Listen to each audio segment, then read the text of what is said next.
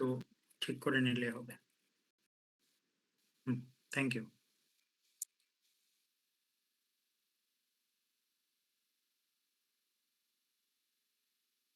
একটু আনমিউট করে নিবেন, একটু আনমিউট করে নিবেন। আচ্ছা,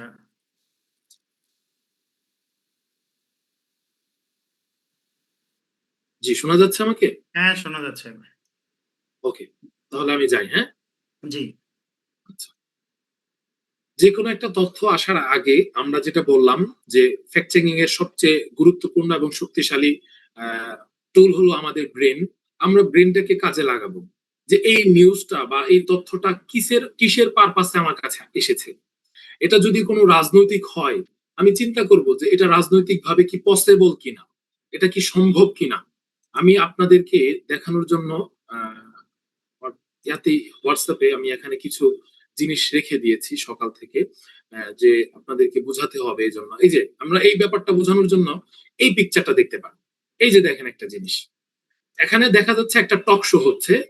টক শোর মধ্যে হোস্ট হিসেবে আছেন খালেদ, খালেদ মহিউদ্দিন।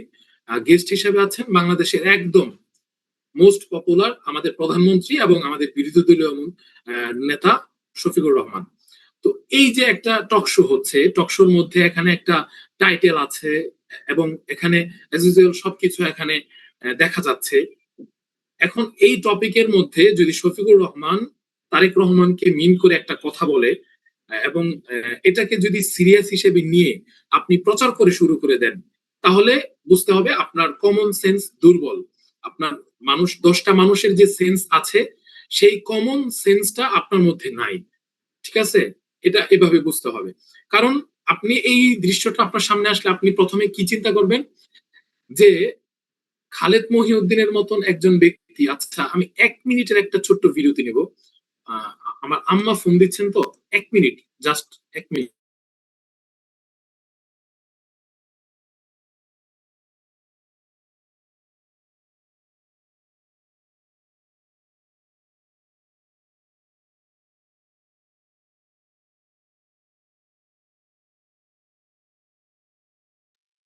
জি, আমরা আবার যেখানে আছিলাম ওইখানে চলে যাচ্ছি। এই যে একটা টক শো, এই টক শোটা দেখার পর আমরা সর্বপ্রথম আমাদের কমন সেন্সকে কিভাবে কাজে লাগাবো, যে আমাদের প্রধানমন্ত্রী এবং বিরোধী দলীয় নেতা তারা দুইজন একটা টক শোতে যদি আলোচনা করে নরমালি, তাহলে দেশের সকল গণমাধ্যম এটা নিয়ে ফলাও করে নিউজ করতে থাকবে, একের পর এক নিউজ হতে থাকবে। এবং ওনার একটা কথা তারেক রহমানকে উদ্দেশ্য করে বলেছেন, তারেক রহমান একটা কথা শফিকুর রহমানকে উদ্দেশ্য করে বলেছেন। এই কথা নিয়ে লাগামহীন নিউজ হবে এবং আমাদের সোশ্যাল মিডিয়াতে সবাই লেখালেখি করবে। অথচ সোশ্যাল মিডিয়াতে নাই, নিউজে নাই, কোথাও নাই। আমি একটা ইউটিউব চ্যানেলে দেখেছি আর সেটা নিয়ে আমি এখন নিজে চিন্তা করে নিয়েছি যে এটা সত্য হতে পারে। তাহলে আমাদের কমন সেন্সটা যদি সর্বপ্রথম এখানে লাগিয়ে ফেলি, তাহলে বুঝতে পারবো যে এইটা ফেক, এই ভিডিওটা এডিট করা। আর দ্বিতীয় আমরা কোনটা কাজে লাগাবো, যে খালেদ মহিউদ্দিন উনি একজন ব্যক্তি প্রতিষ্ঠিত, উনি কোন কোন টপিক নিয়ে কোথায় কাজ করেন, আমরা সর্বপ্রথম তার সেই চ্যানেলে যাব, যে সাম্প্রতিক সময়ে কি আসলে বাংলাদেশে এমন কোন আলোচনা হয়েছে কিনা। যদি হয়ে থাকে তাহলে তার সেই নির্দিষ্ট চ্যানেলে আমরা পাবো। আর যদি না হয়ে থাকে তাহলে আমরা তার প্রোফাইলে যাব, তার প্রোফাইলে কি এমন কোনো কিছু সে শেয়ার করেছে কিনা। যদি কোথাও না পাই তাহলে আমাকে বুঝে নিতে হবে যে এটা হলো একটা ফেক। ঠিক আছে, এটা আমি মানে নর্মাল একটা বিষয় বোঝানোর জন্য আপনাদেরকে এই জিনিসটা বোঝাচ্ছিলাম, যে আমাদের সামনে যদি যে কোনো একটা হুটহাট একটা বিষয় এসেছে, আমরা সেটাকে কোনো কিছু যাচাই না করে যদি শেয়ার করে দিই। যাচাইটা কিভাবে করব, যদি কোনো নিউজ হয় নিউজটা কোথা থেকে এসেছে, সেই চ্যানেলটা কি, আমরা সেই চ্যানেলে ঢুকলাম। যদি সেটা সময় টেলিভিশন হয় অথবা যমুনা হয়, আমরা সেই অরিজিনাল পেজটা থেকে পাবো। আর যদি সেটা অরিজিনাল পেজের মধ্যে না থাকে, তাহলে আমরা গুগলে সার্চ করব এই টাইটেলটা দিয়ে বা এই তথ্যটা দিয়ে। যদি গুগলে সার্চ করার পরও না আসে তাহলে এটা ফেক। আমাদের এখানে কমন সেন্সের যে ব্যবহারটা আমরা সেটা করে ফেলবো। কমন সেন্সের ব্যবহার যদি শেষ হয়ে যায়, এরপর লাগবে হলো আমাদের যে প্রযুক্তিগত যে টুলগুলো আছে সেগুলোর ব্যবহার। তো আমি মনে হয় আমাদের লাখো লাখ তথ্য যেগুলো আসে প্রতিদিন, এবং এই তথ্যগুলোর ব্যাপারে আমাদেরকে কতটা সচেতন হতে হবে, এবং সচেতনের প্রথম ধাপ যেটা আমাদের কমন সেন্স এবং আমাদের সেন্সটা ব্যবহার করব, সেটাও সম্পর্কে ন্যূনতম আপনাদেরকে একটা ধারণা দিতে পেরেছি। তো আমরা এখন দ্বিতীয় এখানে যে ব্যাপারটা আছে যে আলেমদের দায়িত্ব বেশি। যাচাই ছাড়া তথ্য শেয়ার করলে সমাজে ফিতনা ও বিভ্রান্তি ছড়ানোর মারাত্মক ঝুঁকি থাকে, যা একজন আলেমের জন্য অনুচিত। কত গভীর একটা কথা। দেখেন, আমি এর আগেও এক দুইটা জায়গায় এটা বলেছি যে আমরা কারা, আমরা উলামায়ে কেরাম, আমরা কারা? আমরা হলাম ওই আকাবিরদের উত্তরসূরি যাদের কুরবানি এবং ত্যাগের বিনিময়ে আমাদের কাছে ইসলামটা আমানত হিসেবে একদম সংরক্ষিত ভাবে এসেছে, যার গায়ে কোনো দাগ নেই, যার মধ্যে কোনো সন্দেহ নেই। আমরা সেই আকাবির সালফে সালেহিনদের উত্তরসূরি।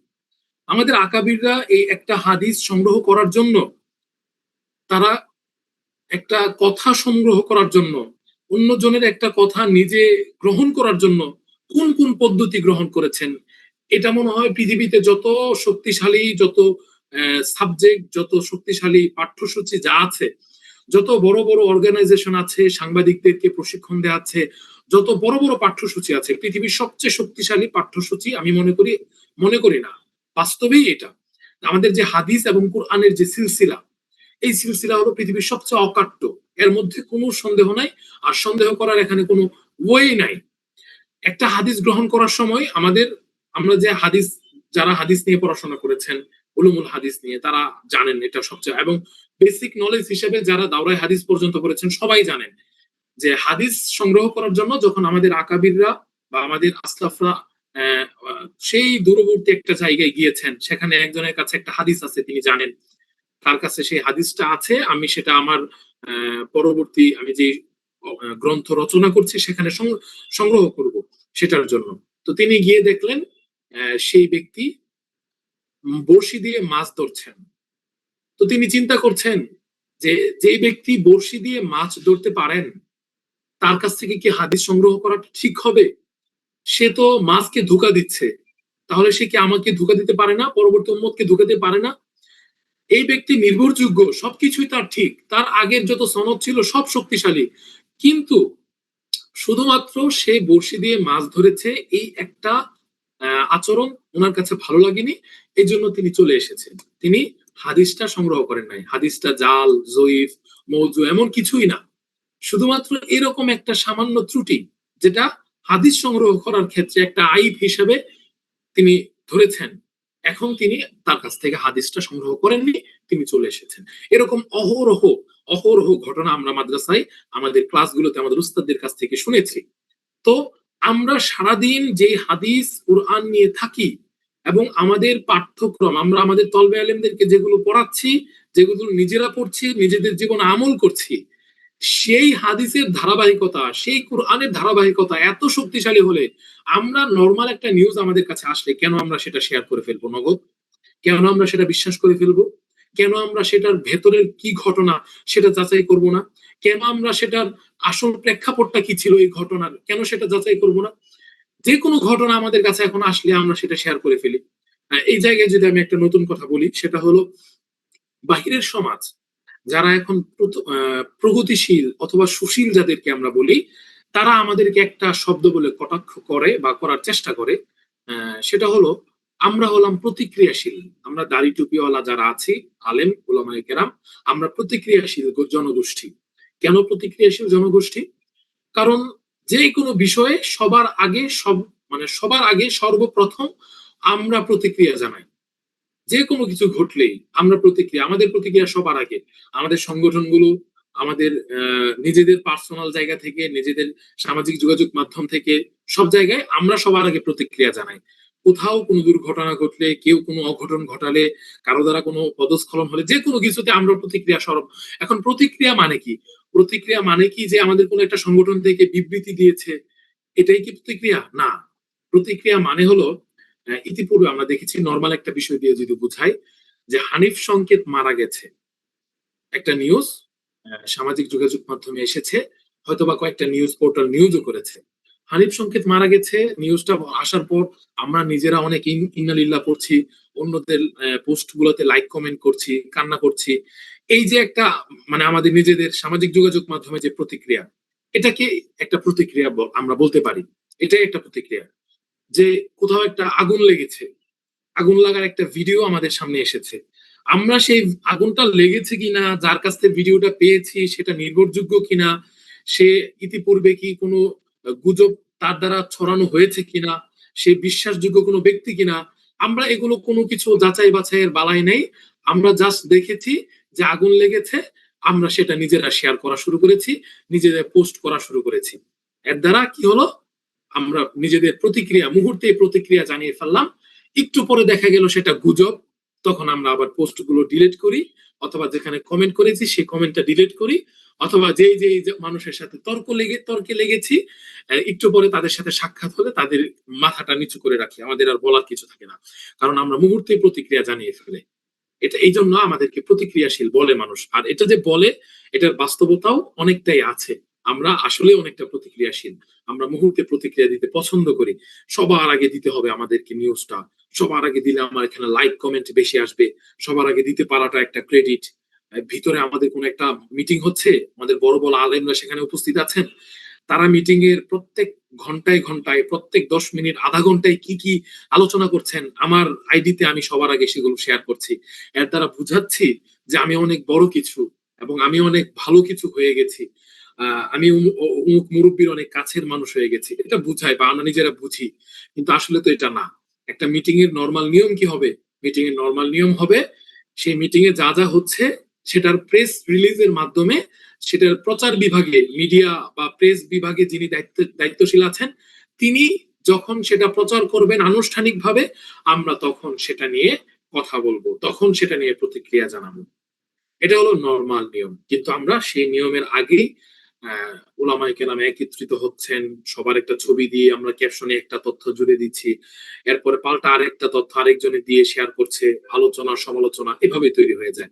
এর দ্বারা আমাদের কাজের কাজ কিছুই হয় না, আমরা সমালোচনায় শুধু করে যাই। তো এই জায়গায় আমাদের আলেমদের ভূমিকাটা কি যদি আসি, আলেম এমন ব্যক্তি যার কাছ থেকে কখনোই একটা অনির্ভরযোগ্য তথ্য, অনির্ভরযোগ্য কথা সমাজে প্রকাশ পাবে না। কারণ আলেম হলো আমানতদার। সে কিসের আমানতদার? সে হলো দ্বীনের আমানতদার, শুধু একটা তথ্যের আমানতদার না। তার কাছ থেকে একটা তথ্য শুধু ফেক ছড়িয়ে যাবে, এটার আশঙ্কা তো ভুলেও করা যাবে না। তার কাছে প্রথমত মানুষ এমন বিশ্বাস এবং আস্থা রাখে যে তার কাছে আমার দিনটা আমানত হিসেবে আছে, আমার এই দিনটা তার কাছে হেফাজতে আছে, তো সে নর্মাল একটা বিষয় নিয়ে কখনো অপতথ্য ছড়াতে পারবে না। তো এই হিসাবে তো আলেমের কাছ থেকে কখনোই ভুয়া কোনো সংবাদ মানুষ আশাই করতে পারে না। আমরা দেখছি অহরহ আমাদের বড়রাও অনেক সময় ভুলগুলো করেন। তো এই অসচেতনতার কারণে আমাদেরকে একটু সময় নিতে হবে জিনিসটা বাছাই যাচাই করার জন্য, একটু সময় নিতে হবে। আমাদের অনেক সময় চলে যাচ্ছে, আমরা পরবর্তী টপিকে যদি যাই, যে তথ্য প্রচার একটি আমানত, আমরা এটা বলে ফেলেছি অলরেডি, যে রাসূল সাল্লাল্লাহু আলাইহি ওয়াসাল্লাম হাদিসে বলেছেন যে একটি বাণী হলেও অপর মুসলমানের কাছে পৌঁছে দাও, আমার একটি বাণী হলেও। এবং আমরা জানি রাসূল সাল্লাল্লাহু আলাইহি ওয়াসাল্লাম আরেকটি হাদিসে বলেছেন কাফা বিল মারই কাযিবান আইয়ু হাদিসা। এই যে এই হাদিসটার মধ্যে রাসূল সাল্লাল্লাহু আলাইহি ওয়াসাল্লাম বলেছেন যে একটা কথা শোনা মাত্রই যদি কেউ বলে দেয়, মিথ্যাবাদী হওয়ার জন্য সেই ব্যক্তি যথেষ্ট।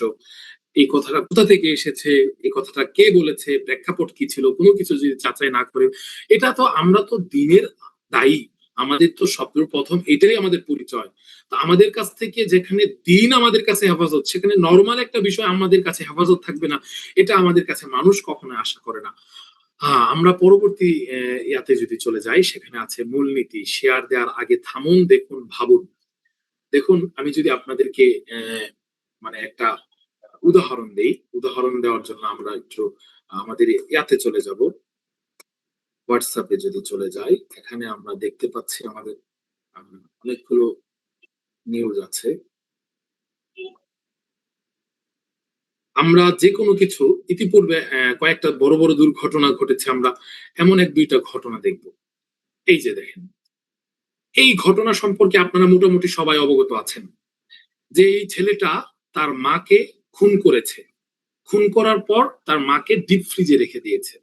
নিউজটা যখন হয় সর্বপ্রথম, নিউজটা হওয়ার পর সবাই ছেলেকে গালিগালাজ করে, বকাবাদ্য করে, একদম আবেগ ইমোশন যত আছে সবকিছু মিশিয়ে কয়েক ঘন্টা অ্যাক্টিভিজম করে ফেলে এই ছেলের এই ছবিটা দিয়ে, এবং এই ছেলেকে গ্রেফতারও করে তাৎক্ষণিক। তারপরে বিকেলের দিকে সম্ভবত আবার আরেকটা নিউজ আসে, যে এই ছেলে আসলে খুন করে নাই, খুন করেছে উপরের ভাড়াটিয়া, এবং এটা খুন ছিল না, এটা ছিল ডাকাতি। ডাকাতি করতে এসে ভাড়াটিয়া তার মাকে হত্যা করে ডিপ ফ্রিজে রাখে, কিন্তু র্যাব সন্দেহ করে তাকে গ্রেফতার করে। এটা মনে হয় ওই দিন বা এর পরের দিন এই সংবাদ আসে। তো আগের দিন যারা অ্যাক্টিভিজম করেছিল যে একটা ছেলে কেমন হয়, এমন হয় কিভাবে, কিয়ামতের শেষ সময় এসে পড়েছে আমরা, কিয়ামতের আলামত, এভাবে যারা পুশ করেছিল, যখন আরেকটা তথ্য আসে যে না এই ছেলে না পাশের ভাড়াটিয়া হত্যা করেছে, তখন আবার তারা কি করেন, তারা মানে লজ্জিত হন। কিন্তু পরবর্তীতে এক সপ্তাহ পর আবার আরেকটা নিউজ আসে, মানে এটা পুরোপুরি তদন্ত শেষ হওয়ার পর, যে মাকে হত্যার পর ডাকাতি বলে প্রচার, লাশ রাখেন ডিপ ফ্রিজে, যে সত্যি সত্যি সে তার মাকে হত্যা করেছিল। মায়ের সাথে বনিবনা হচ্ছিল না, টাকা পয়সা নিয়ে মায়ের সাথে গ্যাঞ্জাম হচ্ছিল, ঝামেলা হচ্ছিল, এরই পরিপ্রেক্ষিতে সে সত্যি সত্যি তার মাকে হত্যা করে এবং পরবর্তীতে ডিপ ফ্রিজে রেখে যায়। এই যে আমরা একটা নিউজ দেখতে পাচ্ছি এখানে, এটা এক সপ্তাহ পর এটার তদন্ত যখন শেষ হয় তখন এই সত্যটা সামনে আসে। তো যেই দিন সর্বপ্রথম এমন একটা স্পর্শকাতর বিষয় আমাদের সামনে আসে, যখনই আসে আমরা সবাই ইমোশনাল হয়ে যায়, আমরা ভাবি না, আবেগ আমাদেরকে একদম পুরো গ্রাস করে ফেলে। বাস্তবে তো আবেগ গ্রাস করার মতো বিষয় থাকে।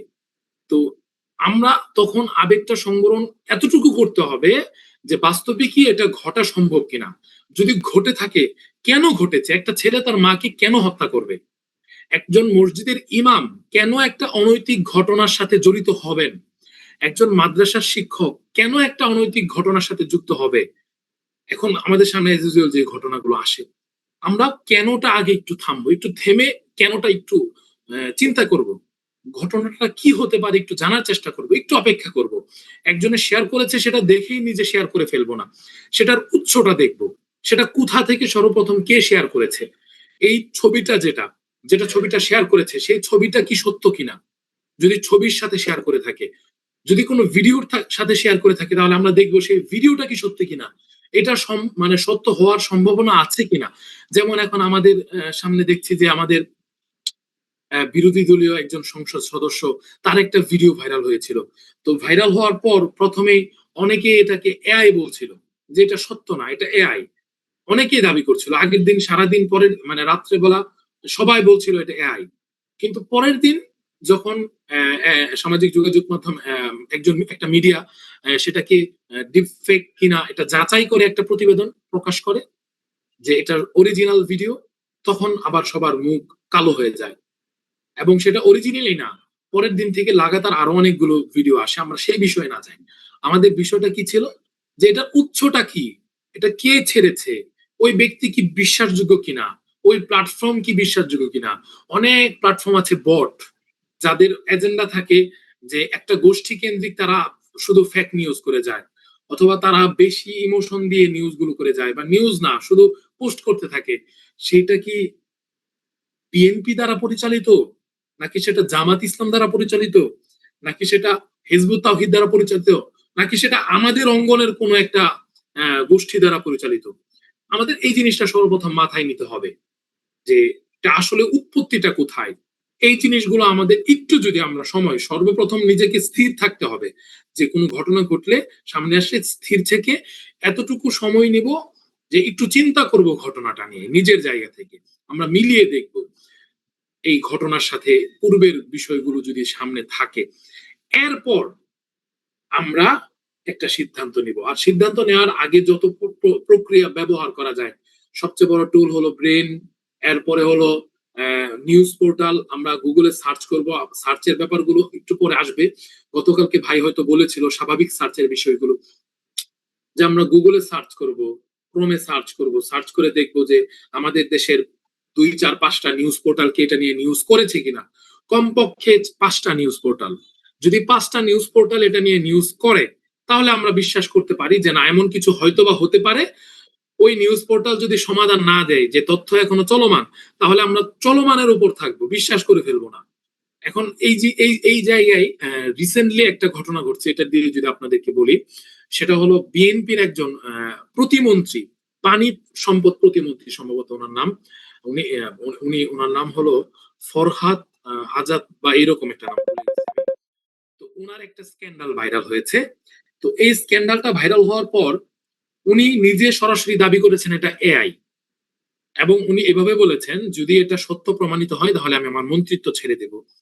এবং ওনার এই কথার উপর ভিত্তি করে একাধিক গণমাধ্যম সংবাদ প্রকাশ করেছে, মানব জমিনের মতন এবং এরকম আরো অনেকগুলো স্যাটেলাইট টেলিভিশনও সংবাদ প্রকাশ করেছে যে অপতথ্য ছড়ানো হচ্ছে এআই ভিডিও ছড়িয়ে প্রতিমন্ত্রীর নামে। এখন এই ক্ষেত্রে আপনি যদি এখন আবার ওই ইয়াগুলোকে বিশ্বাস করেন, এই নিউজ হওয়ার পরের দিনই দ্য ডিসেন্ট, তারা ফ্যাক্ট চেকিং খুব বিশ্বাসযোগ্য একটা এখন পর্যন্ত কাজ করে যাচ্ছে, তারা তাদের ফ্যাক্ট চেকিং গুলো খুব নির্ভরযোগ্য হয়। তো তারা জানাচ্ছে যে না, এটা অরিজিনাল ভিডিও। তাও এখন আপনি কোনটাকে বিশ্বাস করবেন? যে অনেকগুলো গণমাধ্যম বলছে এটাকে সত্য, আবার এটা মিথ্যা ও প্রোপাগান্ডা, আবার ফ্যাক্ট চেকিং তা ডিসেন্ট বলছে এটাকে সত্য। এখন আপনার সাধারণ নলেজ নিয়ে আপনি সিদ্ধান্ত নিতে পারেন। তো এই ক্ষেত্রগুলো সবগুলোই থাকে এত রিস্কি বা এত সেন্সিটিভ যে যে কোনো বিষয়ে আমরা বিশ্বাস করব না। আমাদের বিশ্বাসটা হলো সর্ববড়, সবচেয়ে বড়। বিশ্বাসটা করে ফেললেই আরেকজনের হয়তোবা প্রোপাগান্ডা থাকলে সে সফল, অথবা যদি এটা তার প্রোপাগান্ডা না থাকে, এটা যদি বাস্তবে একজন ব্যক্তি মজলুম হয় তাহলে সেটা তার জন্য ক্ষতিকর। আমাদের বিশ্বাসটা হলো ব্যক্তিগতভাবে সবচেয়ে বড় সম্পদ। যদি এটা কেউ নিয়ে নিতে পারে বেঠিক লাইনে তাহলে সে জিতে যাবে। এজন্য আমরা আমাদের এই ব্যাপারগুলোতে খুব সিরিয়াস থাকবো। আমাদের প্রথম যে ব্যাপারগুলো গেছে, আমি আশা করি এই ব্যাপারটা তিনি অনেক বড় কথা বলে ফেলেছি, এটাই আমাদের সবচেয়ে বেশি কথা বলার প্রয়োজন ছিল। কারণ গতকাল টুলগুলো অনেক বেশি ভাই বলেছিলেন। আচ্ছা, আমরা আমাদের সর্বপ্রথম যে রিভার্স ইমেজ সার্চ, এই ব্যাপারে আমরা প্রবেশ করছি আমাদের ক্লাসের। রিভার্স ইমেজ সার্চ এই জিনিসটা আসলে কি, আমরা যদি অনেক কঠিন করে না বলি, এবং এটার প্রয়োজনীয়তা কি। এখানে দেওয়া আছে যে ছবি দিয়ে সার্চ, লেখার বদলে আমরা যে কোনো কিছু সার্চ করি, যে বনানীতে আগুন লেগেছে, এই যে আমি এই তথ্যটা লিখে এখন যদি সার্চ করি তাহলে আমার সামনে একটা নিউজ গুলো আসবে আসলে আগুন লেগেছে কিনা। এখন আমি আগুন লেগেছে কিনা এমন তথ্য না দিয়ে কেউ একটা ছবি দিয়েছে, যে এই ছবিটা কি আমি বিশ্বাস করব, এই ছবিটা কি বিশ্বাসযোগ্য হতে পারে। তো এই ছবিটা দিয়ে যে সার্চটা করা হয় এটাকেই বলে রিভার্স ইমেজ সার্চ। আমরা যদি আপনাকে নর্মাল এক দুইটা ইমেজ দিয়ে সার্চ করে দেখাই, এখানে কিছু ছবি আছে রেখেছিলাম সার্চ দেওয়ার জন্য,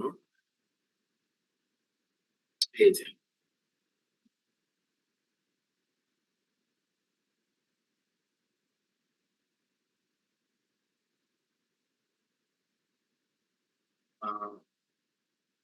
প্রবলেম হচ্ছে।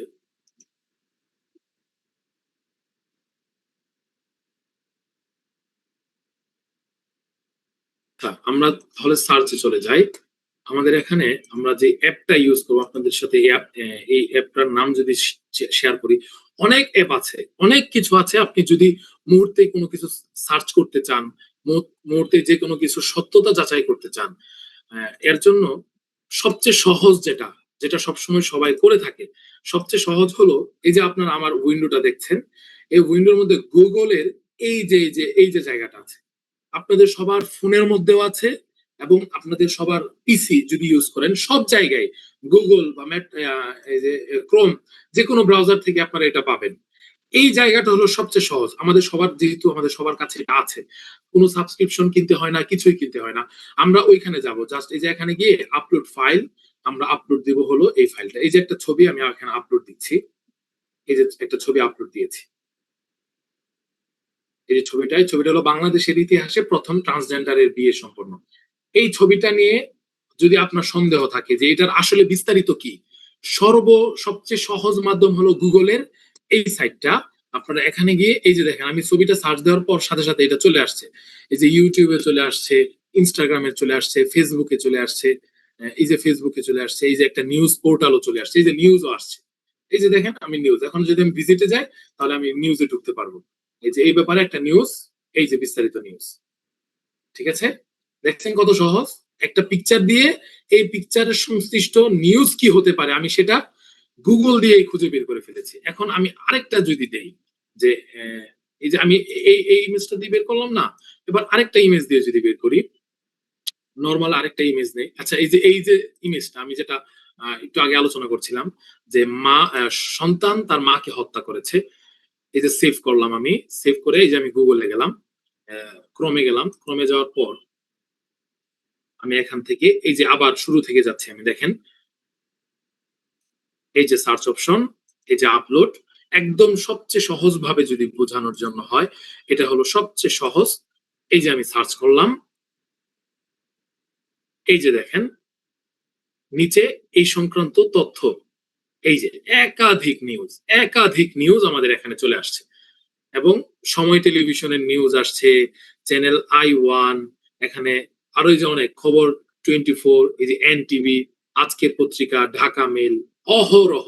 তো এটা হলো একটা পিকচার দিয়ে, একটা ছবি দিয়ে আপনি সার্চ করে কিভাবে সেই ছবি সংশ্লিষ্ট ব্যক্তি, সংবাদ, তথ্য জানতে পারবেন, যাচাই করতে পারবেন। এটা হলো পৃথিবীতে এই মুহূর্তে সবচেয়ে সহজ। এটার জন্য কোনো সাবস্ক্রিপশন কিনতে হবে না, কোনো টাকা খরচ করতে হবে না। শুধু আপনাকে 1 মিনিট সময় নিয়ে নিজের ফোন অথবা পিসি থেকে সার্চ অপশনে গিয়ে সার্চ করতে হবে। এটা একদম সহজ, শেষ। ঠিক আছে, এর মতো সহজ আর কোনো কিছুই নাই। তো আমি আপনাদেরকে এই সবচেয়ে সহজ মাধ্যমটা বলে দিলাম। এখানে তারপরে আছে উৎস অনুসন্ধান, ছবিটি ইন্টারনেটে অতীতে কোথাও কোথাও ব্যবহার হয়েছে কিনা বের করা, তুলনামূলক বিশ্লেষণ, মূল ছবির সাথে বর্তমান প্রচলিত ছবির। আচ্ছা, এগুলো হলো একটু গভীর। আমাদের নর্মাল যারা আমরা সাধারণ মানুষ, আমাদের জন্য ওই ডিপ বিষয়গুলো প্রয়োজন হয় না। ডিপ বিষয়গুলোর জন্য আমাদেরকে আলাদা যে ইয়াগুলো থাকে, টুলগুলো থাকে, যেগুলো সাবস্ক্রিপশন ছাড়া সচরাচর ভালো কাজ করে না, ভালো ইনপুট দেয় না।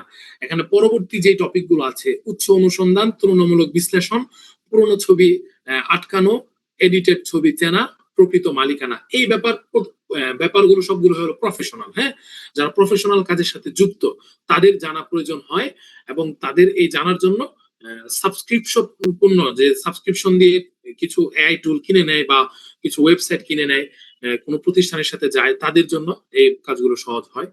তবুও আপনাদেরকে আমি 1-2টা অ্যাপের সাথে সহজ, যেগুলো অ্যাভেলেবেল, কোনো সাবস্ক্রিপশন লাগে না, এরকম 1-2টা অ্যাপের সাথে আমি আপনাদের সাথে পরিচয় করিয়ে দেই, যেন সবাই সহজেই যে কোনো কিছু ডিটেক্ট করতে পারেন, নগদেই যেন বুঝতে পারেন। এরকম একটা ওয়েবসাইট আমি একটু আগে এখানে করতেছিলাম, নিজে প্র্যাকটিস করতেছিলাম, লিখে দিয়েছিলাম। সেটা হলো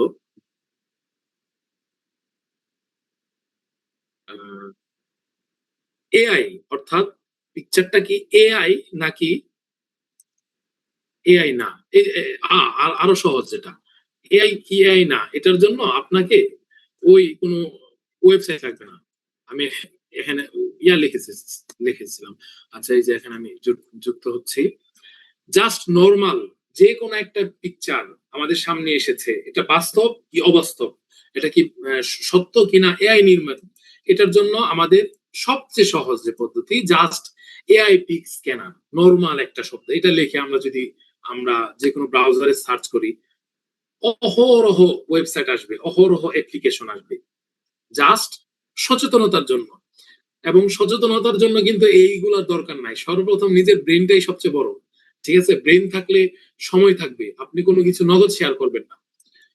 এই যে এটা হলো সবচেয়ে উপযোগী, এবং 0GTP, এটা হলো সবচেয়ে উপযোগী, সবচেয়ে সহজ এবং সবচেয়ে কার্যকরী কোনো পিকচার চেনার জন্য, জানার জন্য। এটা কত, আপনারা বিভিন্ন সময় দেখেন অনেক ফেক চেনার, যে কোনো একটা ছবি দিয়ে কিছুক্ষণ পরে নিউজ করছে যে এটা কিনে এডিটেড কি এডিটেড না। আমি যদি জানার জন্য এখন একটা পিকচার এখানে দেই, এই যে অ্যানালাইসিস হচ্ছে, দেখা যাক কি হয়। আমি একটা পিকচার দিয়েছি, এই যে এই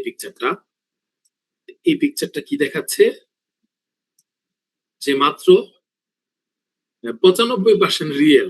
ঠিক আছে, এখানে এআই এর কোনো ছোঁয়া নাই, হয়তোবা কেউ কালার কারেকশন করেছে বা একটু জুম ইন জুম আউট করেছে, এই জন্য এখানে 5% এসেছে। বাদ বাকি ফুল রিয়েল একটা পিকচার, এখানে ফেক হওয়ার কোনো সম্ভাবনাই নাই। ঠিক আছে, এটা হলো সবচেয়ে সহজ এবং ফ্রি টুলগুলোর মধ্যে সবচেয়ে ভালো। আমি যদি এখন একটা এআই পিকচার দিতে চাই এখানে, যে পিকচারটা বাস্তব না, এমন একটা পিকচার এখানে যদি তাকে দেই, সে কি এটা বিশ্বাস করবে, বের করতে পারবে? এমন পিকচার আমার কাছে আছে কিনা দেখি এখানে। আছে আমার কাছে, আমি দেখেছিলাম। পিকচার গুলো এখানে শো করছে না কেন?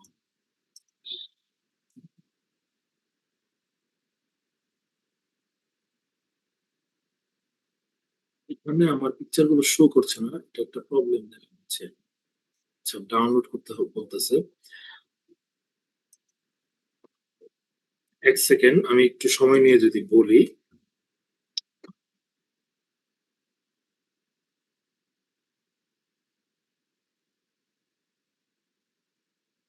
খুব সহজেই যদি আমরা বুঝে ফেলি ব্যাপারটা। এই যে আমরা এখন আমাদের ইয়াতে ঢুকবো ফ্যাক্ট চেকিং এর জন্য। আমাদের সবচেয়ে সহজ এবং সবচেয়ে ফ্রি যে টুলটা আছে সেটা আমরা এখন ব্যবহার করতে যাচ্ছি।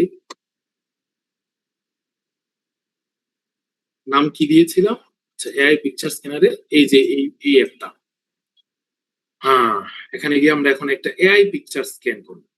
দেখেন, আমি এটা আপনারা নরমালি ইউজ করবেন, আপনাদেরকে দেখানোর জন্য সময় নিচ্ছি, জাস্ট প্রমাণ করার জন্য যে বাস্তবেই এআই বা এআই না কি ধরতে পারে কিনা। এই যে একটা ছবি দিচ্ছি, ছবিটা দেওয়ার আগে আপনাদেরকে দেখানোর প্রয়োজন মনে করছি। এই যে দেখেন ছবিটা, ছবিটা কি বড় করে দেখা যাচ্ছে না?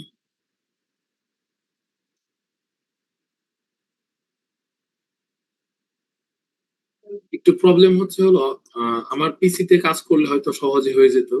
আমার ফ্রেন্ডের ল্যাপটপে আমি ক্লাসটা নিচ্ছি। এই যে দেখেন পিকচারটা, এখানে দেখা যাচ্ছে, আমরা তো জানি এই ব্যক্তিকে সবাই চিনি অলরেডি। এই ব্যক্তিকে দুইজন ডিবি কর্মকর্তা গ্রেফতার করে নিয়ে দাঁড়িয়ে আছে। এই পিকচারটা ছড়ানো হয়েছিল, বা এটা ওই লোককে গ্রেফতার করার 10 মিনিটের মধ্যে এই পিকচারটা ফেসবুকে একজন পোস্ট করেন। কিন্তু এই পিকচারটা কি আসল কিনা নকল, আমাদের সামনে যদি পরবর্তীতে কখনো এমন কিছু আসে, তখন আমাদের করণীয় কি থাকবে? তখন আমাদের করণীয় থাকবে হলো, আমরা এই যে আমাদের এই টুলটাকে ইউজ করবো।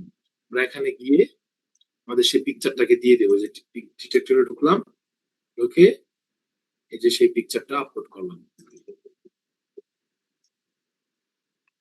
এই যে এখনই রেজাল্ট চলে আসবে যে এটা কি এআই নাকি বাস্তব।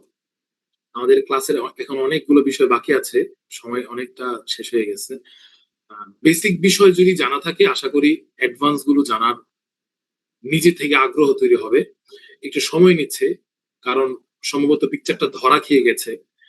কারণ রিয়েল হলে খুব অল্প সময়ে বলে ফেলে যে এটা রিয়েল, এটা কোনো এআই না।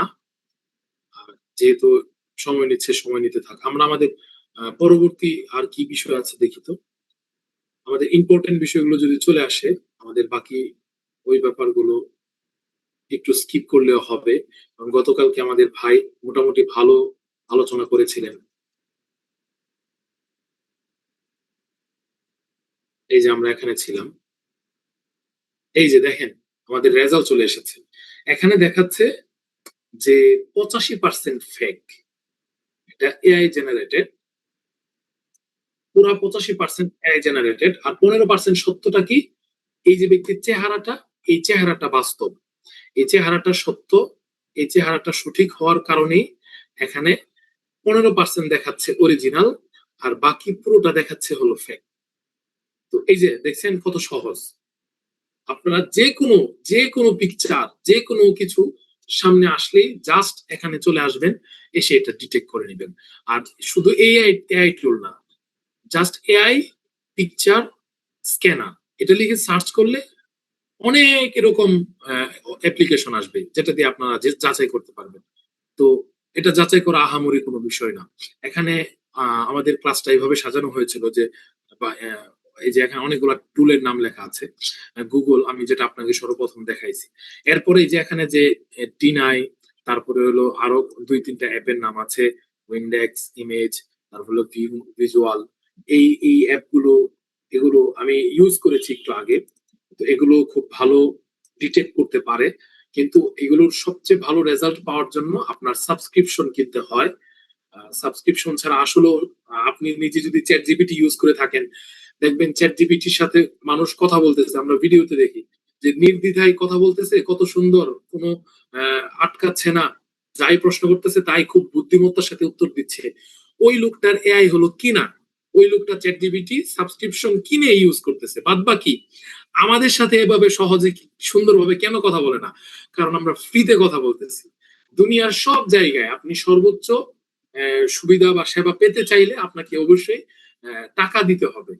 টাকা ছাড়া এই যে এখানে যে অ্যাপ্লিকেশন আছে এগুলো একটু প্রফেশনাল, বি প্রফেশনাল হওয়ার কারণে আমি এইগুলো আপনাদের সাথে বিস্তারিত শেয়ার করছি না, স্কিপ করছি। সবচেয়ে সহজ দুইটা মাধ্যম বুঝিয়ে দিছি, যে যে কোনো পিকচার, যে কোনো নিউজ, মানে আপনি যদি রিভার্স ইমেজ সার্চ করতে চান সেটা গুগলেরটা সবচেয়ে কার্যকরী, আর যদি এআই সার্চ করতে চান তাহলে আপনারা এই যে এই টুলটা জিরো জিপিটি এই জিনিসটা আপনারা ইউজ করতে পারেন। এই দুইটা আপনাদের সাথে আপাতত শেয়ার করলাম। আমরা পরে এই পৃষ্ঠাটা আমরা স্কিপ করছি। এখানে পরবর্তীতে ওই অ্যাপগুলোর বিস্তারিত ডিটেলস দেওয়া আছে। এরপরে এটাও যে ডিটেলস দেওয়া আছে ওই ক্লাসে আমরা মোটামুটি ইমেজ সার্চের যে নরমাল যে আমাদের রিভার্স ইমেজ সার্চের যে বিষয়টা মোটামুটি আমরা অল্প সময়ের মধ্যে এতটুকুতে আমরা আজকে শেষ করছি। আর ভিডিও যাচাইয়ের কৌশলে যদি আমরা আসি, আমাদের অলরেডি 10:30 বেজে গেছে, অনেকের হয়তো সময় নেই হাতে। দেখেন, একটা ভিডিওতে আমি শুরুতে বলেছি যে একটা ভিডিওতে কি কি থাকে, একটা ভিডিওর উপাদান কি। একটা ভিডিও সর্বপ্রথম একটা ক্যামেরা দিয়ে সেটা শুট হতে হবে, শুট হয়ে সেটা আরেকটা ডিভাইসে আসে, সেইখান থেকে সেই ভিডিওটা আপনি যখন দেখেন সেটার সাথে দৃশ্য থাকে, ফ্রেম ফ্রেম।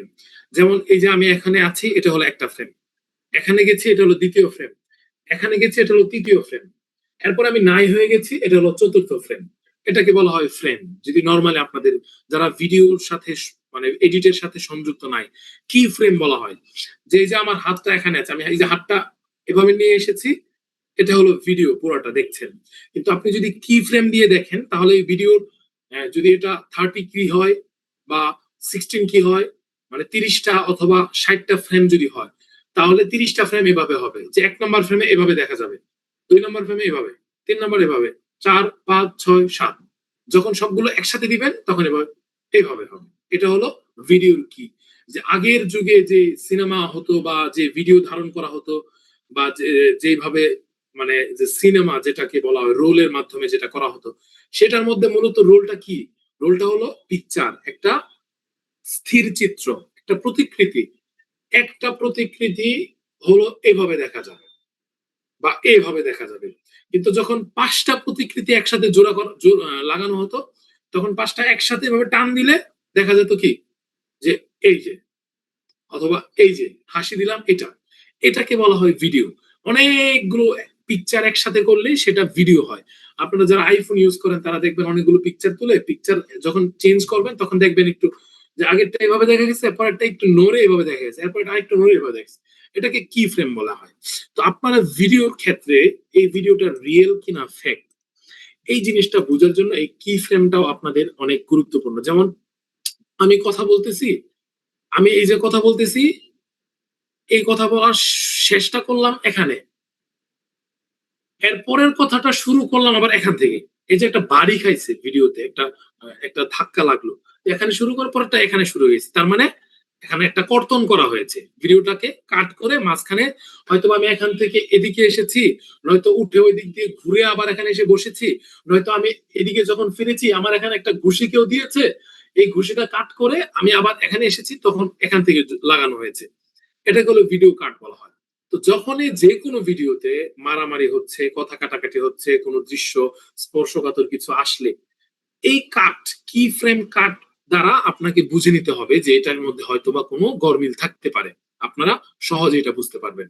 তো অনেকে ভিডিও এডিটর নাই জন্য অনেকে কম বুঝবেন, অথবা যতটুকু সহজে বোঝা যায় আমি অতটুকু সহজে বোঝানোর চেষ্টা করছি। এখানে লেখা আছে বহুমাত্রিক উপাদান। যে বহুমাত্রিক একটা ভিডিওর লোকেশন, ভিডিওর অডিও, ভিডিও অনেক কিছু থাকে একটা ভিডিওতে, এটা ফেক ধরার জন্য। এরপর আরেকটা হলো দক্ষ এডিটিং, ওইটা আপনাদের কাজই না। পুনর্ব্যবহার, ঠিক আছে, মানে একটা ভিডিও পুনর্ব্যবহার একটা সবচেয়ে সুন্দর উদাহরণ যদি দেই, সেটা হবে হলো সাম্প্রতিক কোথায় দেবিদারের একটা মাদ্রাসার ঘটনা, যেটা অনেক আগের ঘটনা, কিন্তু ইদানিং সময়ে সেটা শেয়ার করা হয়েছে একটা উদ্দেশ্যকে সামনে রেখে, অথবা অন্যদের উদ্দেশ্যের মধ্যে নিজে একটু ঘি ঢেলেছিলেন। সেই ঘটনা আগের হলেও আবার এটাকে শেয়ার করা হয়েছিল বাজে উদ্দেশ্য নিয়ে। তো একটা ভিডিও আগের কি পরের এটাও যাচাই করতে হবে, এবং এই যাচাই করার মাধ্যমেও বোঝা যাবে ভিডিওটা অরিজিনাল নাকি ফেক। এখানে দ্বিতীয় এর মধ্যে আমাদের লেখা আছে যে এডিটেড ভিডিও লক্ষণ সমূহ আপনারা কিভাবে বুঝবেন। আমি আগে বলেছি যে কথা বলার সময় সাউন্ড ও ঠোঁটের নাড়াচড়া সূক্ষ্ম অমিল যদি থাকে, এর জন্য সাম্প্রতিক সময় না 2023 সালে মনে হয়, এখন যে পৃথিবীতে একটা অনেক বড় যুদ্ধ চলছে, যুদ্ধ বলতে আমরা শুধু ইসরায়েল এবং ইসরায়েল, ইরান, আমেরিকা এই যে একটা যুদ্ধ, ফিলিস্তিনের সাথে যুদ্ধ, এটাই না, আরো যুদ্ধ চলছে, সেটা হলো রাশিয়া এবং ইউক্রেন। তো ওই যুদ্ধে অনেক মানুষ মারা গেছে, ওইটা আমাদের দিনই ভাই না, এই জন্য আমরা ওইগুলোর খোঁজ খবর রাখি না। তো একটা ফেক নিউজ বা একটা ফেক ভিডিও একটা যুদ্ধের গতিপথ পরিবর্তন করে দিয়েছিল। কিভাবে? ইউক্রেনের যে প্রেসিডেন্ট, এই প্রেসিডেন্টের একটা ভিডিও ভাইরাল হয় 2023 সালে। সেই ভিডিওটার মধ্যে সে ক্ষমা প্রার্থনা করতেছে, যুদ্ধ ঘোষণা থেকে সে সরে আসতেছে। আমি ব্যাপারগুলো সেভ করে রেখেছিলাম, শুধুমাত্র সময় স্বল্পতার কারণে আপনাদের সাথে শেয়ার করতে পারছি না। এই যে আমাদের অলরেডি অ্যালার্ট চলে এসেছে যে 10 মিনিটের মধ্যে শেষ করতে হবে। আচ্ছা, আমি মুখে মুখে বলে ফেলি। তো ওই প্রেসিডেন্ট তার একটা বক্তব্য এভাবে এসেছে যে আমি ক্ষমা প্রার্থী, এই যুদ্ধ আমি শুরু করতে চাই না। এআই দিয়ে নির্মিত। আপনাদের এই ধরনের ভিডিও ধরার জন্য ঠোঁটের সাথে ভয়েস মিলছে কিনা কান দিয়ে শুনবেন, চোখ দিয়ে দেখবেন, ঠোঁট, কপাল, ভ্রু এগুলো সবকিছু ঠিক আছে কিনা, আশপাশের দৃশ্যগুলো ঠিক আছে কিনা, এগুলো পরিপূর্ণ দেখার এবং বোঝার দ্বারা আপনি বুঝতে পারবেন যে এটা ফেক কি রিয়েল। আসলে অনেক বিস্তারিত বিষয় তো এত অল্প সময়ের মধ্যে বলা যায় না। ভিডিও খন্ডন আমি আরেকটা শক্তিশালী বিষয় শেয়ার করে আপনাদের সাথে ব্যাপারটা আমি শেষ করার চেষ্টা করব, যেন আমাদের কাজে লাগে এবং আমরা যেন সহজে বুঝতে পারি। এমন আরেকটা জিনিস শেয়ার করি। এই যে দেখেন, দেখতে পাচ্ছেন, এই যে একটা ঘটনা, মানে জুলাইয়ের সময় অনেকগুলো লাশ, অনেক মানুষকে হত্যা করার পর পুলিশ একটা ব্যানের মধ্যে লাশ উঠাচ্ছিল, আমরা সবাই জানি না, কিন্তু এই ভিডিওটা জানালা দিয়ে করা হয়েছিল, একদম জানালা পর্দাটা একটু খুলে সেখান দিয়ে করা হয়। তো সেখান থেকে এই একটু ভিডিও আর এই যে এই দৃশ্যগুলো, জাস্ট এই দৃশ্যগুলো পাবলিশ হওয়ার পর, যে দেখেন, ভালো করে দেখেন, এখানে যেই ভ্যানের উপর যখন লাশগুলো উঠানো হচ্ছিল, প্রথম দফায় লাশগুলো ঢাকা হয়েছিল নির্বাচনী একটা পোস্টার দিয়ে, মানে ব্যানার দিয়ে। সেই ব্যানারের উপর এই যে দেখতে পাচ্ছেন যে ফুলের একটা চাদর। এই ব্যানারের নেতাকে, এই ব্যানারটা কার নির্বাচনী বা কার প্রচারণায় ব্যবহৃত হয়েছে, সেই ব্যক্তির ছবির সাথে এক এলাকার ছবির এই যে দেখছেন দেয়ালের মিল আছে। ওই মিল বের করে ফেলেছে যে কোন এলাকায় এই ঘটনা ঘটেছে, কোন থানার অধীনে ঘটেছে, ওই রাস্তা কি ছিল ছবির মধ্যে, ওই দেয়াল কি ছিল, এগুলো জাস্ট ছোট্ট একটা ক্লু দিয়ে তদন্ত করে ফেলেছে। এবং তদন্ত করে অলরেডি সবকিছু স্পষ্ট করে ফেলেছে আমাদের সামনে, দেখছেন। ছোট্ট একটা ক্লু দিয়ে কিভাবে বের করে ফেলেছে, যে সামান্য একটা ক্লু, যে ভ্যান গাড়ির মধ্যে যখন লাশগুলো উঠাচ্ছে, লাশের উপর একটা ব্যানার দিয়ে মানে ঢাকা হইলো, ওই ব্যানারে একটা ছোট্ট পিকচার দিয়ে বের করে ফেলা হয়েছে। তো এরকমই যে কোনো ফ্যাক্ট চেক করতে হলে ছোট্ট যে কোনো একটা জিনিস দিয়ে, যে ওই এলাকার কোনো দোকানপাট দেখা গেলে দোকানের নিচে নাম্বার আছে, নাম আছে, এলাকার নাম আছে, অথবা দেয়াল দেখা গেলে, কোনো গাড়ি দেখা গেলে গাড়ির নাম্বার, এগুলো দিয়ে মূলত করা হয়। এখন এগুলো হলো প্রফেশনালদের জন্য। আমরা নর্মাল যারা আছে, আমি যদি শেষ দিকে চলে যাই, আমাদের আর্কাইভ ও ডাটা সংরক্ষণের ছোট একটা বিষয় যদি বলি, সময় সংক্ষিপ্ত, সেটা হলো সর্বশেষ মানে ডাটা সংরক্ষণটা কেন করতে হবে। ডাটা সংরক্ষণ দুই প্রকার, একটা হলো প্রাতিষ্ঠানিক বা দেশের যে কোনো ডাটা সংরক্ষণ, সেটার জন্য অন্যদের আলোচনা, সেটা অনেক দীর্ঘ। আরেকটা হলো আমরা নর্মাল মানুষ, আমরা কি ডাটা সংরক্ষণ করব। আমরা ডাটা সংরক্ষণ করব হলো এই মুহূর্তে একজন বড় রাজনৈতিক ওয়েটফুল একজন ব্যক্তি একটা নিউজ শেয়ার করেছে, যেটা খুবই স্পর্শকাতর। যেমন কিছুক্ষণ আগে হাসনাত সার্জিস আলম মানে সে ভিডিওতে বলেছে যে বিএনপি হলো আওয়ামী লীগের মতন ব্রেনলেস রাজনীতি করছে। এই যে একটা কথা, কত বড় একটা কথা, এই কথাটা আমি শুনলাম। এখন এটা তো সে ভিডিওতে বলেছে। এখন কোন সে যদি এটা পোস্ট করে, ফেসবুক পোস্ট করলে আমি নগদ এটাকে কি করব, স্ক্রিনশট নিয়ে নিব। আমাদের কাছে এটাই সবচেয়ে বড় ডাটা সংরক্ষণ। নগদ এটাকে ভিডিও মানে স্ক্রিন রেকর্ড করে ফেলবো, অথবা কোনো নিউজ পোর্টাল করলে সেই নিউজের লিঙ্কটা আমরা নগদ নিজেদের কাছে রেখে দেব, স্ক্রিনশট রেখে দেব। এগুলো আমাদের নর্মালি আমাদের জন্য ডাটা সংরক্ষণ, নর্মাল যারা আমরা সাধারণ পিপল আমাদের জন্য ওই রকম আর্কাইভ টাইপ ওইগুলোতে যেতে হবে না। আইডি, পেজ ও ডোমেন এগুলো গতকালকে ভাই আলোচনা করেছিলেন বিস্তারিত। আমার আলোচনার যে মূল বিষয়টা ছিল এটাও দীর্ঘ সময় আলোচনার বিষয়। আমরা আমাদের মূল বিষয়ে চলে এসেছি। আমাদের মূল বিষয় হলো এটা, আমানতদারিতা, নববী চরিত্র, ফিতনা প্রতিরোধ। এই ব্যাপারে আমি 10 মিনিট সময় চেয়ে নিচ্ছি আব্দুল্লাহ তামিম ভাইয়ের কাছ থেকে। এরপরে আমরা লাইভটা শেষ করব এবং আমরা আশা করি আগামী 10 মিনিট, গত 1 ঘন্টা আমরা যে বকবক করেছি এর থেকে আগামী 10 মিনিট সময়টাই সবচেয়ে কানেক্টেবল এবং সবচেয়ে পাওয়ারফুল হবে আশা করি। দেখুন, সাম্প্রতিক সময়ে আমরা যে এখানে একটা ক্লাস করছি এবং সাধারণ আলেম সমাজের ব্যানারে একটা সংগঠন হয়েছে, এই ব্যাপারগুলো আসলে কেন তৈরি হয়েছে, এই ব্যাপারগুলো এখন তৈরি হওয়ার মানে কি, এগুলো লক্ষ্য উদ্দেশ্য কি? এই যে সাধারণ আলেম সমাজ তৈরি হয়েছে, এটা কি কোনো সংগঠন অন্য 10টা সংগঠনের মতন যে তাদের অনেক কার্যপরিধি থাকবে, তাদের সভাপতি সেক্রেটারি এভাবে দায়িত্বশীল থাকবে, এগুলোর কোন উদ্দেশ্য ছিল? এখানে সবচেয়ে বড় বিষয় যেটা, সেটা হলো বাস্তবিক অর্থে পাশ্চাত্য সভ্যতার যে অশুভতা আমাদের নিজেদের অঙ্গনে প্রবেশ করেছে। আমরা এটা অস্বীকার করতে পারবো না, অস্বীকার করার কোনো সুযোগ নেই। পৃথিবীর এমন কোনো দেয়াল নেই যে দেয়াল এই সভ্যতার নিকৃষ্টতাকে আটকে রাখতে পেরেছে। সেটা যত বড় গির্জা, যত বড় মন্দির, যত বড় মসজিদই হোক, যত বড় মাদ্রাসাই হোক, আমাদের কাছেও সেই সভ্যতার নোংরামি প্রবেশ করে ফেলেছে। আমরা দেখেছি সাম্প্রতিক বিশ্বকাপের সময় আমাদের মসজিদে নববীর পাশে যে হোটেলগুলোতে একটু বসে থাকা আমাদের জীবনের একমাত্র স্বপ্ন, আমরা যদি একটু নবীর পাশে ওইখানে একটু বসতে পারতাম, আমাদের সবার স্বপ্ন ওইখানে বসে ফিফা ওয়ার্ল্ড কাপ দেখছে। তো মসজিদে নববীর দেয়াল কি এই ফেতনাকে আটকে রাখতে পারলো? পারলো না। তো আমাদের মাদ্রাসা, বাস্তবিক অর্থেই আমরা যারা মাদ্রাসা সংশ্লিষ্ট আমরা জানি যে আমাদের এখানেও ঘটনাগুলো ঘটছে। ভেতরে অভ্যন্তরীণ অবস্থা কি, তো এই ঘটনাগুলো তো অস্বীকার করতে পারবো না। আমরা বাহিরে বুক ফুলিয়ে বলি না, এগুলো বলার মতো না, এগুলো এত খারাপ। আমি রাকিবুল ইসলাম রইস দায়িত্ব নিয়ে আপনাদেরকে বলছি, শুধু আমি না, আলেম সমাজ, সচেতন আলেম সমাজ সহ দেশের প্রত্যেকটা আলেম সমাজ, আপনারা সচেতন বিধায় আপনারা আজকের এই ক্লাসে যুক্ত হয়েছেন। আমরা প্রত্যেকটা উলামায়ে কেরাম, প্রত্যেকটা সচেতন ব্যক্তি এ ব্যাপারে একমত। আমাদের মাদ্রাসা সংশ্লিষ্ট যে কোনো জায়গায় এভরিথিং, যেই হোক, যে ব্যক্তি হোক, তার দ্বারা যদি এরকম কোন অনৈতিক ঘটনা অথবা ঐতিহাসিক ঘটনা ঘটে থাকে, সর্বপ্রথম আমানতদার হিসাবে আমাদের প্রথম দায়িত্ব হলো এই ব্যক্তির এটাকে তদন্ত করে নিজের কাছে যদি মনে হয়, কমন সেন্স দিয়ে, প্রথমে বললাম কমন সেন্স দিয়ে তদন্ত করব। যদি মনে হয় যে না, এখানে বাস্তব কিছু ঘটেছে, তাহলে সর্বপ্রথম আমরা আমাদের আশপাশে যারা থাকবে নিজেদের সীমাবদ্ধতার মধ্যে সর্বোচ্চ পদক্ষেপ নেব। ধামাচাপা দেব না, ধামাচাপা দেওয়ার মতো বিষয়টা না। ইতিপূর্বে এই একদম বলি বলৎকার, সমকামিতা, এই বিষয়টার জন্য ইতিপূর্বে পৃথিবীতে একবার কিয়ামত সংঘটিত হয়েছে।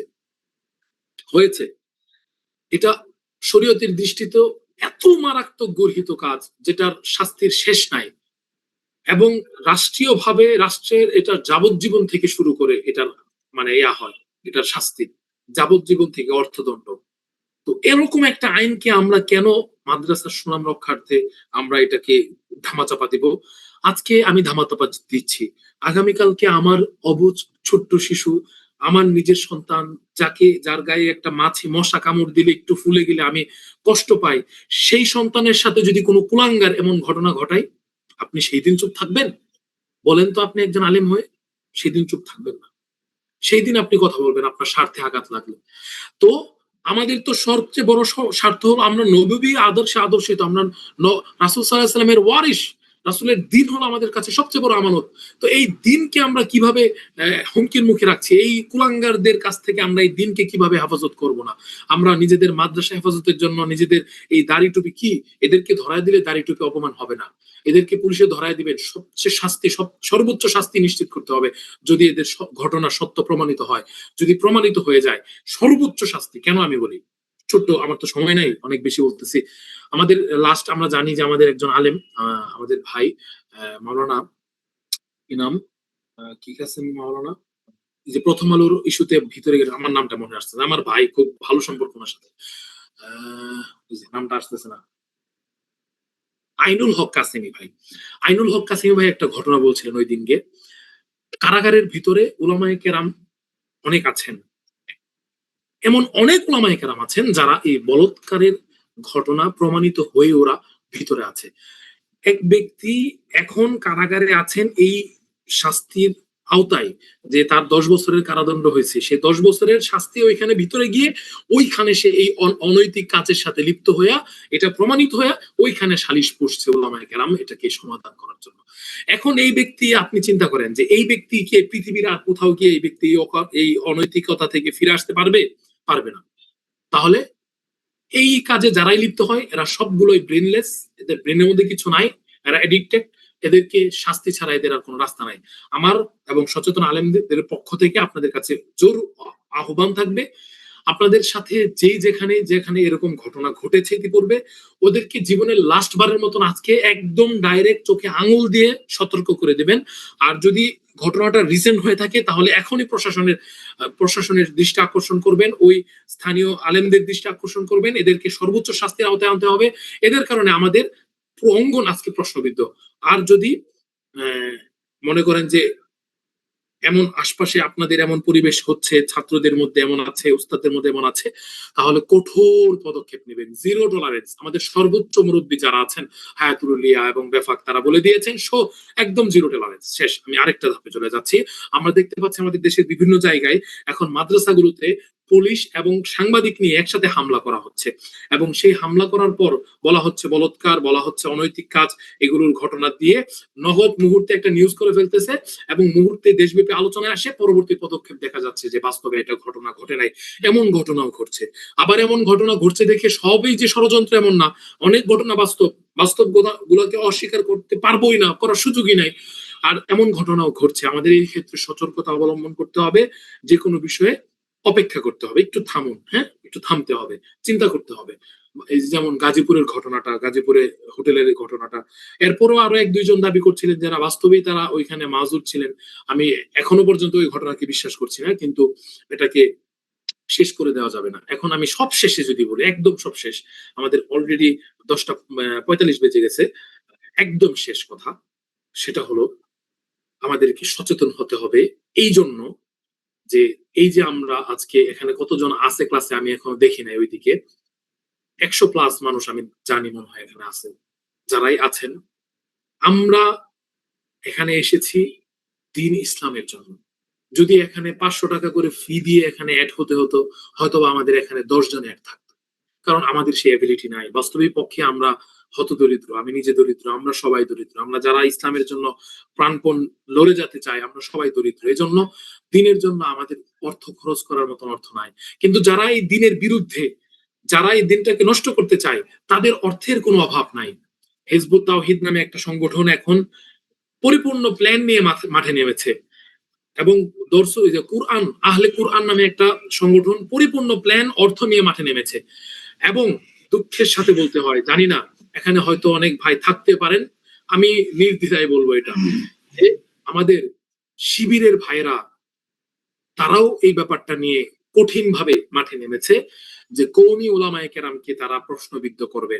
কারণ আজকে একটা নিউজ দেখেছেন আপনারা, যে দেশের স্কুল এবং কলেজ থেকে ছাত্ররা কমে যাচ্ছে, ছাত্র বৃদ্ধি পাচ্ছে মাদ্রাসায়, এবং সেটা কওমি মাদ্রাসায়। এটা একটা শ্রেণীর ঘুম হারাম করে ফেলেছে। সেই ঘুম যেন, মানে সেই ঘুম হারাম হয়ে গেলে সেটার পেছনে যদি $1 বিলিয়ন বিনিয়োগ আসে, বাজেট আসে বাহির থেকে, এরকম 100-200 আলেমকে যদি তারা কিনে ফেলতে পারে, যে তোমাকে আমি 10 লাখ টাকা দেবো, তুমি একটা দুর্ঘটনা ঘটাও, মসজিদেই ঘটাও বা মাদ্রাসায় ঘটাও, সে অনায়াসে রাজি হয়ে যাবে। আর তাদের অনেক উকিল আদালত সবকিছু তাদের হাতে, তারা সহজে এগুলো করতে পারে। এজন্য আমাদের কি করতে হবে ভাই? আমাদের করতে হবে হলো, আমাদের তো অর্থ পয়সা নাই, আমরা প্রাতিষ্ঠানিকভাবে এই যে আপনারা আজকে এখানে এসেছেন, গতকালকে এসেছেন, আগামীকাল আসবেন, তারপরের দিন কিন্তু আপনাদেরকে পাবো না আমরা। এজন্য আমাদেরকে সবাইকে নিজ নিজ জায়গায় দিনের প্রতি একটু দরদ নিয়ে নিজ নিজ জায়গায় একটু সচেতন হতে হবে। নিজের জায়গা থেকে একটুকু না সচেতন হয়ে যে দিনের কোনটা ক্ষতি হচ্ছে, কোনটা ভালো হচ্ছে। দেখেন সবচেয়ে মজার যে বিষয়টা বলি, এটা বলে শেষ করে দেব, সেটা হলো এই যে সচেতন আলেম সমাজ, এটা তো কোনো পরিকল্পিত না। সব কাজ হওয়ার পর যে পরিকল্পনা আছে যে আমাদের এখন যে আমরা করব এটার নাম কি হবে, তখন আসছে সচেতন আলেম সমাজ। তো এটা নিয়ে এখন দেখি ফেসবুকে অনেক ভাইরা ট্রোল করতেছে। তারা সচেতনের নামের জায়গায় সিনিয়র আলেম সমাজ দিচ্ছেন, বিভিন্ন জিনিস নিয়ে অনেক নির্ভরযোগ্য গ্রহণযোগ্য অনেক ভাই, যাদেরকে আমরা ভাই বলে জানি, তারাও অনেক ট্রোল করছে। এটা ভালো লাগছে আমাদের, কারণ ভালো কাজ ইতিপূর্বে রাসূল সাল্লাল্লাহু আলাইহি সাল্লাম থেকে নিয়ে অনেক নবী রাসূল সাহাবায়ে কেরাম আকাবির আসলাফ যে যেখান দিয়ে ভালো কাজ করেছে বাধা আসছে, তো ভালো কাজ করছে। তো আমাদের মনে হয় যে আল্লাহ তাআলার একটা কবুলিয়াত আছে বলে আমাদের ভাইরাও এটা নিয়ে সমালোচনা করছেন, করুন সমালোচনা, আমরা থামছি না, আমরা কাজ করে যাব। কারণ এই নববী সিলসিলা রাসূল সাল্লাল্লাহু আলাইহি ওয়াসাল্লাম অনেক বড় একটা আমানত, সেটাকে হেফাজত করার জন্য যে কোনো ব্যানারে আসুক আমরা সেই ব্যানারে কাজ করব। যদি কাজ নিজে না করতে পারি সাপোর্ট করব, সাপোর্ট করতে না পারলে চুপ থাকবো, অন্যদেরকে কাজ করার সুযোগ দেব। এটা হলো আমাদের শেষ কথা। আর অনেক কথা বলেছি, আমাদের সবাইকে সচেতন থাকতে হবে এবং নিজের ব্রেনটাকে একটু কাজে লাগাতে হবে, নববী আদর্শে আদর্শিত হতে হবে, সব ফিতনা সম্পর্কে সচেতন হতে হবে। বিশেষ করে হলো জামাত ইসলামের ভাইরা অনেক বড় ফিতনা নিয়ে আমাদের দিকে এগিয়ে আসছেন, তাদের প্রতি আমাদের সজাগ দৃষ্টি রাখতে হবে। রাজনৈতিক আলাপে আমি যাচ্ছি না, আমি যাচ্ছি হলো আদর্শিক আলাপে। কারণ রাজনৈতিক ভাবে এখন যারা তাদের সাথে আছেন, যদি আগামীকালকে কোনো কারণে তারা তাদের থেকে সরে আসেন, তাহলে তাদের সবচেয়ে বড় দুশ্মনে পরিণত হবেন তারা। কারণ আমি তাদের অনেক কাছে গিয়েছি, তাদের ভেতরের বিষয়গুলো আমি জানি, তাদের ভেতরের অবস্থা আমি জানি। এবং হিজবুত তাওহীদ এ ব্যাপারে ইনশাল্লাহ আমরা বড় পদক্ষেপ নেব, বড় পদক্ষেপ ইনশাল্লাহ। তো ওদের ব্যাপারে সতর্ক থাকতে হবে, আহলুল জি, কুরআন অনেক অনেক শুকরিয়া রইস ভাই। সবকিছুর আপনি, প্রতি আমরা আহ, আসলে শেষ শেষ, শেষ হ্যাঁ অনেক সময় শেষ করে ফেলছি। আমরা ঠিক শেষ আছে ভাই, করতে আমরা হবে। শেষে চলে যাই, আমি বিদায় নিচ্ছি এখন। আব্দুল্লাহ জি তামিম ভাই আপনাদের থেকে বিদায় নেবে, আমি বিদায় নিচ্ছি, আমার জন্য দোয়া করবেন। আসসালামু আলাইকুম। জি, অসংখ্য অসংখ্য ধন্যবাদ। অনেক সময় ধরে আমরা এতক্ষণ পর্যন্ত দেখছিলাম ফ্যাক্ট চেকিং সম্পর্কে অনেক গুরুত্বপূর্ণ তথ্য আমরা জেনেছি। আগামীকালকেও আমাদের আরো গুরুত্বপূর্ণ একটি সেশন আছে, এবং সেটার মাধ্যমে আমরা আমাদের এই মাস্টার ক্লাসের যে প্রোগ্রামটা এটা শেষ হবে। সচেতন আলেম সমাজের পক্ষ থেকে সবাইকে আন্তরিক শুভেচ্ছা জানিয়ে আজকের মতো বিদায় নিচ্ছি। সবাই ভালো থাকবেন, সুস্থ থাকবেন, এবং নিজের আশপাশ, মাদ্রাসা ইত্যাদি সবার প্রতি সচেতন দৃষ্টি রাখবেন। দ্বীনের ইসলামের যেন কোনো ক্ষতি না হয় আমার দ্বারা। বিশেষ করে আমরা মাদ্রাসার যেই নেগেটিভ বিষয়গুলো আছে, এটা যাচাই না করেই আমি হাই হুতাশ করে যখন পোস্ট দেই তখন এটা অন্যরা জানতে পারে। তো এই হাই হুতাশ না করে আমরা যাচাই করে তারপরে আমরা যদি কোনো পদক্ষেপ নেই তাহলে কোনো সমস্যা নেই। তো আমরা যেন নবী করিম সাল্লাল্লাহু আলাইহি সাল্লামের সেই হাদিসটার প্রতি সবসময় খেয়াল রাখি, কাফা বিল মারই কাযিবান আন ইউহাদ্দিসা বিকুল্লি মা সামিআ। আমরা যা শুনবো তাই যদি মানুষের কাছে বলে বেড়াই, এটা আমরা মিথ্যুকও হয়ে যেতে পারি। তো আমরা আজকে প্রশ্ন মনে হয় নিতে পারবো না, না, কারণ সময় 11টা বেজে গেছে। আমি তানভীর ভাইকে দেখতে পাচ্ছি, অনেকজন আলেম ওলামাকে একসাথে নিয়ে আপনি দেখছেন আমাদের এই ক্লাস। আপনার অনুভূতিটা শুধু শুনতে চাই, এবং কেন আমাদের সাথে এতগুলো আলেম ওলামা নিয়ে জয়েন করেছেন সেটা শুধু জানতে চাই। যে আপনাকে অনুমতি দেওয়া হলো, আপনি চাইলে আনমিউট করতে পারবেন।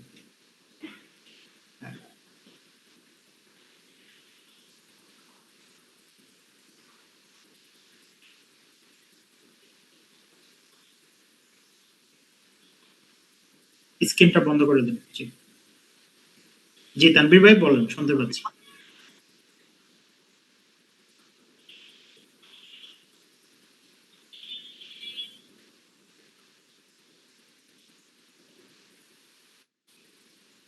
মাশাআল্লাহ।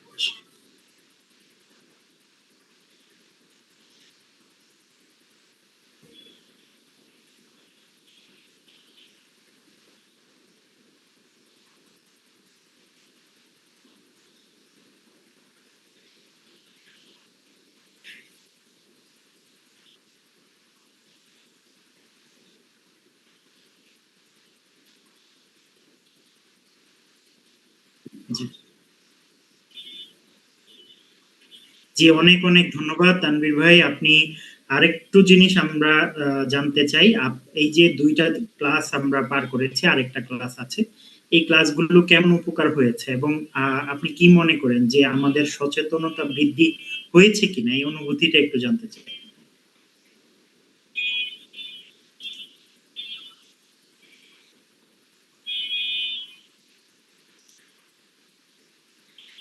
জি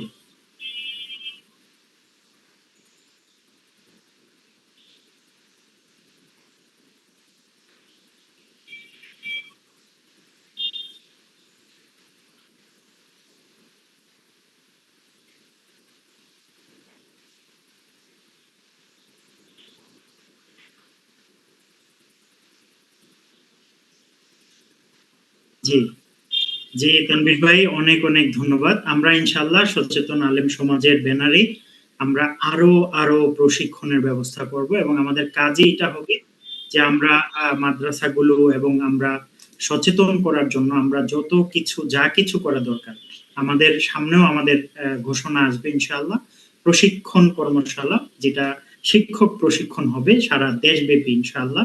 আমরা সেখানেও এই বিষয়গুলো পুঙ্খানুপুঙ্খানুভাবে আলোচনা করার চেষ্টা করব এবং এটা দীর্ঘমেয়াদী করার চেষ্টা করব, যেন আপনাদেরকে আরো আরো বেশি এই বিষয়ে আমরা জানাতে পারি এবং শেয়ার করতে পারি। তো সবাই ভালো থাকবেন, সুস্থ থাকবেন। সচেতন আলেম সমাজের পক্ষ থেকে সবাইকে আবারও শুভেচ্ছা জানিয়ে আজকের মতো বিদায় নিচ্ছি। আসসালামু আলাইকুম ওয়া রাহমাতুল্লাহি ওয়া বারাকাতুহু।